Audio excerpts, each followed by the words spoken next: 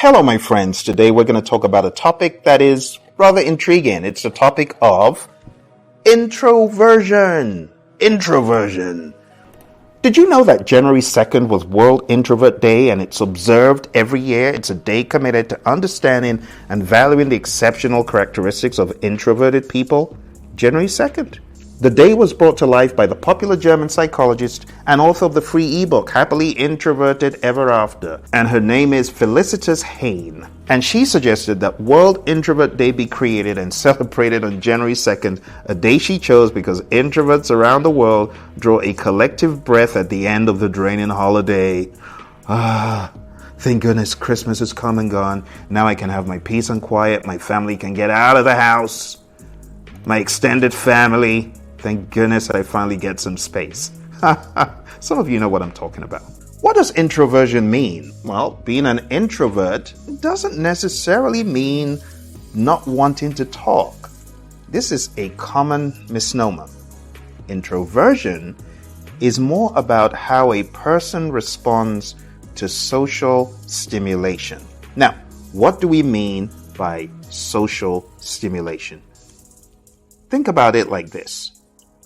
If you had someone in a room full of hundreds of people speaking, an introvert may prefer to not socialize as much. They tend to feel drained by prolonged or intense social interactions and often require periods of solitude to recharge. Introverts usually favor deeper, more meaningful one-on-one interactions or small group settings over large, noisy, or highly stimulating social events. So let's correct the misnomer right off the bat. A lot of people say, oh, an introvert. She's an introvert. She's quiet. No, that's not what it means. Now, while introverts may prefer deep one-on-one conversations or small group settings, they are not generally averse to talking. Their preference for quieter environments or less stimulating social settings is often mistaken for shyness or a desire to not talk, a dislike for talking, and that's not always the case. So understand that introverts can enjoy social interactions and be excellent conversationalists. They simply have different needs and preferences when it comes to the frequency and intensity of these interactions compared to extroverts. A few examples of people who you might know, might surprise you, are considered to be introverts. Barack Obama, extremely charismatic. One would have thought he was not an introvert, but apparently he is. Elon Musk, he speaks very well. He speaks convincingly. So it's not about speaking. Warren Buffett, Steven Spielberg. You see how he gets animated when he's talking about his movies and stuff, right? Steven Spielberg. What about Eleanor Roosevelt with the famous quotes? Rosa Parks. Zuckerberg. Well, Mark Zuckerberg, you'll probably say you're not surprised. But what about Lady Gaga with her extravagant performances and public persona? She describes herself as an introvert, and that might come across as a surprise given her very dynamic stage presence. What about Meryl Streep? Extremely magnetic, versatile, powerful performances, but yet she describes herself as an introvert. What about Christina Aguilera? Same thing. Great commanding presence and voice. What about MJ? Michael Jordan? One would say the best showman on the court of all time, his competitive spirit and his leadership, right? But he's an introvert.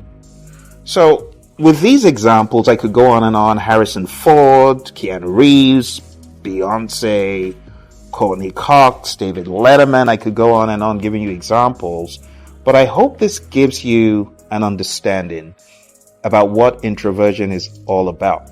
I know you'd look at some of these performers and say, but they seem to get a lot of enjoyment out of performing.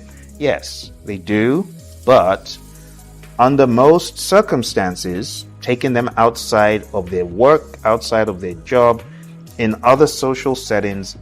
And you can tell if you're good at observing people and the way they speak and their cadence and rhythm and their tonality and stuff, you can almost tell when they're in other groups outside of being on stage or speaking in front of people.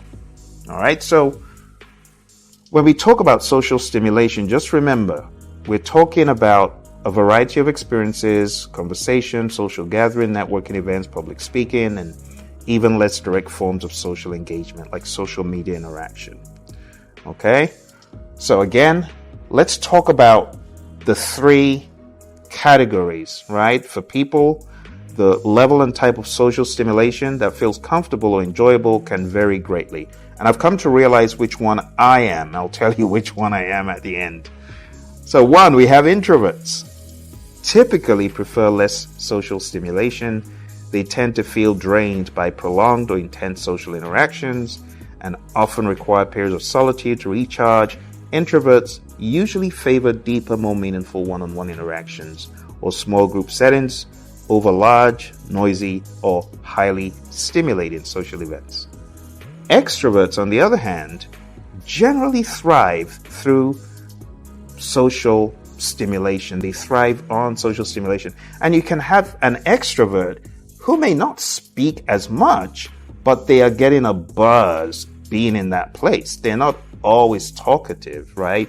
They just gain energy from being around others and often seek out more active and engaging social environments. Extroverts may enjoy large gatherings, frequent conversations, and a high level of social engagement. The last category, ambiverts. They fall somewhere in the middle.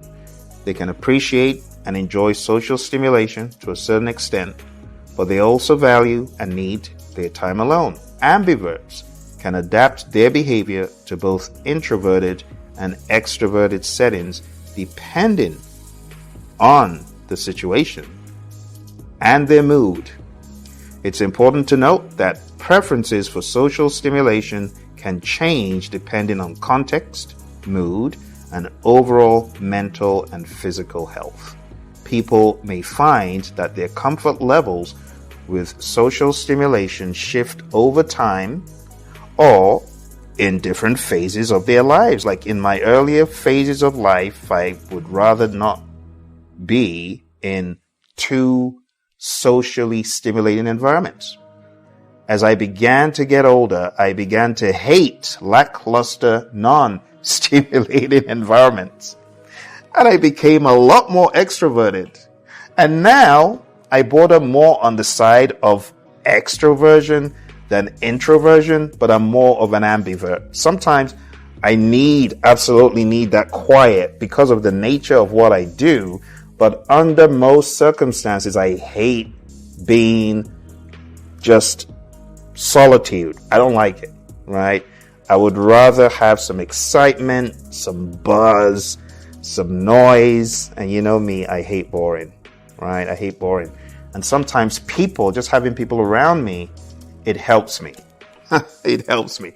It's more, for me, I think it's more mental and it's more, more than anything else. I know what helps me to be the best version of myself. What helps you be the best version of yourself? Are you an ambivert? Are you an extrovert? Are you always, I need 100% permanent buzz? Is that you? Because some people are like that. They're always buzzed and buzzing. And they need no solitude. They need no solitude. You put them alone, they probably talk to themselves. And then you have introverts who are like on the side of, I need a lot of time.